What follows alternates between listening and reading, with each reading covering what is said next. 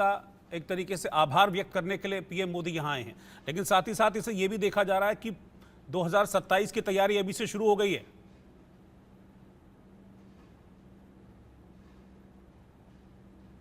ऐसा नहीं है। मैं तो एक ही चीज कहना चाहता हूं कि ये एक सतत प्रक्रिया रही है जब से आदरणीय प्रधानमंत्री जी प्रधानमंत्री बने हैं। किसान सम्मान निधि को लेकर किस तरीके से उनका कमिटमेंट रहा, और जब वो इस देश में प्रधानमंत्री बने तीसरी बार, तो सबसे पहली फाइल उन्होंने यही साइन की।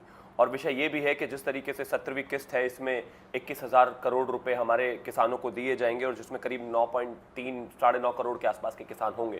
तो विषय साफ है, जब एक सरकार जो है पहले से ही 3 लाख करोड़ से ज्यादा जो है किसानों को दे चुकी है, 16 किस्त दे चुकी है, तो यह हमारी एक सतत चलती प्रक्रिया है। किसानों को लेकर जिस तरीके की कमिटमेंट रही है इस सरकार की, वो अपने आप में अविस्मरणीय है। और कहीं ना कहीं मैं तो ये कहता हूं कि जिस तरीके से हमने किसानों के लिए काम किया है, चाहे वो सॉइल हेल्थ कार्ड के लिए करीब 24 करोड़ रुपए के आसपास देने का ना विषय रहा हो, चाहे फसल बीमा योजना में 33.68 करोड़ देने का मामला रहा हो, चाहे और तमाम स्कीमों के तहत हमने इस देश के किसान को मजबूत और स्वस्थ बनाने की जो कोशिश की है, वो मैं मानता हूं उसी का ये एक मोदी 3.0 में एक शुरुआत है। मैं ये देश के लिए बहुत जरूरी भी है, क्योंकि कहीं ना कहीं जिस तरीके से दालों को लेकर हमारा देश जो है इंडिपेंडेंट था, अब ऐसा नहीं है, इंडिपेंडेंट नहीं था, अब ऐसा नहीं है। दालों के मामले में जो अब हमारा किसान है वो पूरे तरीके से इंडिपेंडेंट है, देश पूरे तरीके से इंडिपेंडेंट है। और एक कृषि प्रधान देश में जहां पर अप्रोक्सीमेटली 65% किसान हो, उनके लिए वो एक देश के रीढ़ की हड्डी का काम करते हैं। मैं मानता हूं वो सशक्त होंगे कहीं ना कहीं, तो भारत की जो चीजें हैं, भारत की जो इकोनॉमी है, भारत की जो अर्थव्यवस्था है, वो बेहतर होगी। और एक बात ये भी कि कोरोना में भी अगर हम देखें, जहां पर हमारी सारी इंडस्ट्रीज जो है बुरे तरीके से प्रभावित हुई, उस दौरान भी अगर कृषि जो है उसमें खासतौर पर अगर हम ग्रोथ की बात करें तो 3-3.25% उस समय में भी थी। यानी कि देश जब घर में बैठा हुआ था, किसान इस देश का तब भी काम कर रहा था। तो मैं मानता हूं हम कृतज्ञ हैं, हम जो कर सम्मान करते हैं किसानों का, और उनको नमन करते हुए जो मौका भी किसान खास है, सम्मान निधि की 17वीं मौका भी बहुत खास है शिवम, क्योंकि बहुत सालों के बाद ऐसा हुआ है कि कोई प्रधानमंत्री तीसरी बार अपने दम पर इस तरीके से रिपीट हुआ हो। ये भी मौका भी बहुत खास है, बहुत सालों बाद ऐसा अवसर आया है। बेशक इसमें कहीं कोई दो राय नहीं है। मैं मानता हूं कि ये देश के लिए वैसे भी एक ऐतिहासिक क्षण इस वजह से है क्योंकि 1964 में जवाहरलाल नेहरू जी जो है तीसरी बार प्रधानमंत्री चुनकर आए थे। उसके बाद 64 ही साल हो गए हैं इस देश में किसी भी प्रधानमंत्री को जनता ने तीसरी बार नहीं चुना है। आदरणीय प्रधानमंत्री श्री नरेंद्र मोदी जी को चुना तो उन्होंने सबसे पहले अपनी पहली फाइल जो चुनी वो किसानों के लिए चुनी कि नहीं, मैं जो मेरा कमिटमेंट है मैं उसको जरूर पूरा करूंगा, और जो काम मैं पहले से करता आया हूं उसको जरूर मैं पूरा करूंगा। और जहां तक किस्त की बात है वो किसानों के लिए 17वीं किस्त 21,000 करोड़ भेज कर रहूंगा। और उसके अलावा एक और भी चीज है, 1989 के बाद से अगर मैं बात करूं, राजीव जी के समय से जहां अप्रोक्सीमेटली मेरा ख्याल अगर मैं गलत नहीं हूं तो 179 सीटें उनको मिली थी, उसके बाद से कोई प्राइम मिनिस्टर पद का जो कैंडिडेट है या पार्टी इंडिविजुअल अगर मैं बात करूं, कोई भी पार्टी अलावा भारतीय जनता पार्टी के 240 सीटें ला ही नहीं पाई है। अगर बात करें तो जो हमारे नरसिंह राव जी थी उनकी 235 थी, और अगर मैं गलत नहीं हूं तो यूपीए 2 के शायद 205 या 225 सीटें थी। उसके अलावा अगर हम बात करें तो ये अपने आप में इसलिए भी बहुत विशेष है कि पिछले करीब 35-40 साल के टेन्योर में कोई भी प्रधानमंत्री, कोई भी इंडिविजुअल पार्टी अलावा भारतीय जनता पार्टी 2014 और 19 के 240 सीटें ला ही नहीं पाई है। तो ये हर मायने में विशेष है, हर मायने में बेहतर है, हर मायने में शानदार है। और उसी की वजह से मैं मानता हूं एक काशी का सांसद आज अपने जो संसदीय क्षेत्र में है वो आज अपने लोगों के बीच में है, वो आज अपने लोगों के बीच में उनको धन्यवाद ज्ञापित करने के लिए गए हैं। मैं मानता हूं बेहद शानदार दृश्य है। बिल्कुल, आप जब बात अपनी रख रहे थे शिवम, संजीव जी के चेहरे पर बड़ी मुस्कान में देख रहा था। कांग्रेस के प्रवक्ता हैं और कांग्रेस की बात रखने के लिए यहाँ पर इस डिबेट में हमारे साथ हैं। संजीव जी, आपकी मुस्कुराहट के पीछे क्या वजह है? सबसे पहले पुनीत जी, मुझे लगता है कि अभी भी झूठ और लूट की उस बुनियाद से भारतीय जनता पार्टी निकल नहीं पाई। जिन किसानों की सम्मान की बात करें, ये बनारस के समाचार पत्रों में है। कल बनारस के डीएम लिंगराजम ने, आप देखिए कि बस किसानों ने अपने आंदोलन को स्थगित किया है।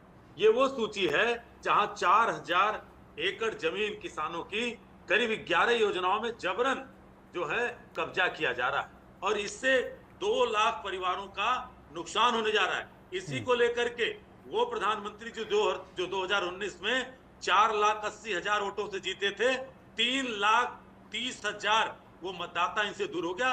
इसका कारण था कि प्रधानमंत्री को 1.5 लाख की एक राजनीतिक हार मिली है, अहंकार की हार मिली है, जीत नहीं है जिसके गुणगान कर रहे थे। और दूसरा और शुद्ध कर दूं कि जिस तरह भी पूरी सब्जबाग हमारे भारतीय जनता पार्टी के प्रवक्ता बता रहे थे, क्या किया है। मां गंगा का बेटा बनकर के आए थे, मां गंगा को लूटने का काम, कभी वहां पे नहर खोदने के लिए 11 करोड़ रुपया खाया गया। उसके बाद पता चला कि उसमें डॉकयार्ड बनाया गया और वो डॉकयार्ड पता चलता है कि अडानी को दे दिया गया। इतना ही नहीं, एक टीवी नेटवर्क के मालिक और भारतीय जनता पार्टी के राज्यसभा सांसद सुभाष चंद्रा से लेके गौतम अडानी से लेके पतंजलि के बाबा रामदेव तक सैकड़ों करोड़ रुपए एसटीपी के नाम पे खाए, जो इलाहाबाद हाई कोर्ट में वो चीजें गवाह हैं। और आपको बताना चाहता हूं कि इन्हीं सब चीजों को लेकर के आज जो प्रधानमंत्री जी को आपको बताना चाहता हूं कि यहाँ पे 8 विधायक हैं वाराणसी में, 3 राज्य सरकार के मंत्री हैं, उसमें से यहाँ लगभग 4 राज्यपाल आते हैं बनारस से,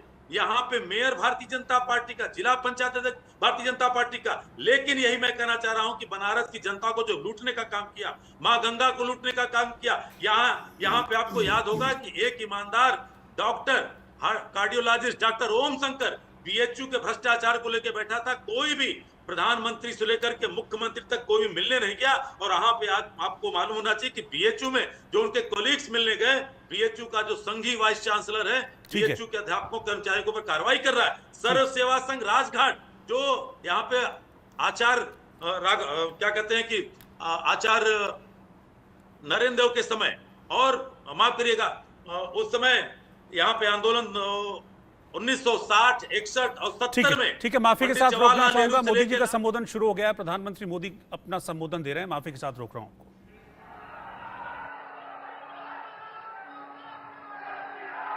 मुख्यमंत्री श्रीमान योगी आदित्यनाथ, केंद्रीय मंत्रिमंडल के मेरे सहयोगी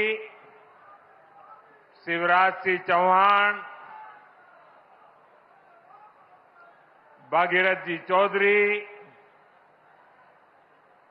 उत्तर प्रदेश के उप मुख्यमंत्री केशव प्रसाद मौर्य, ब्रजेश पाठक,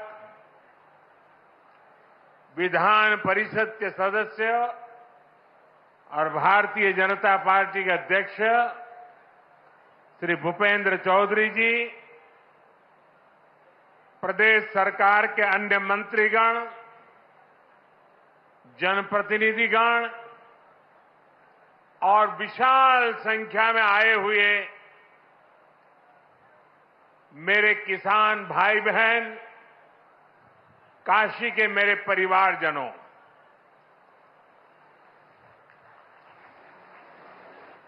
चुनाव जीतने के बाद आज हम पहली बार बनारस आयल है।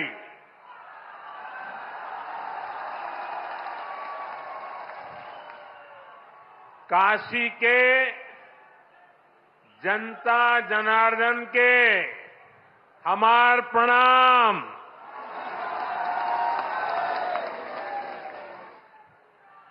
बाबा विश्वनाथ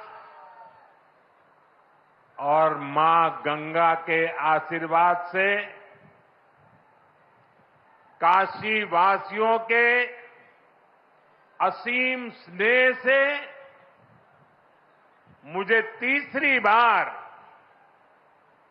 देश का प्रधान सेवक बनने का सौभाग्य मिला है।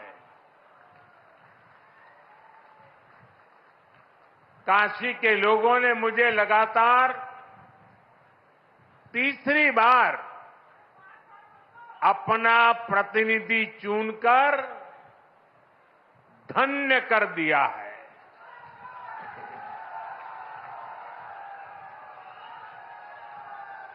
अब तो मां गंगा ने भी जैसे मुझे गोद ले लिया है, मैं यहीं का हो गया हूं।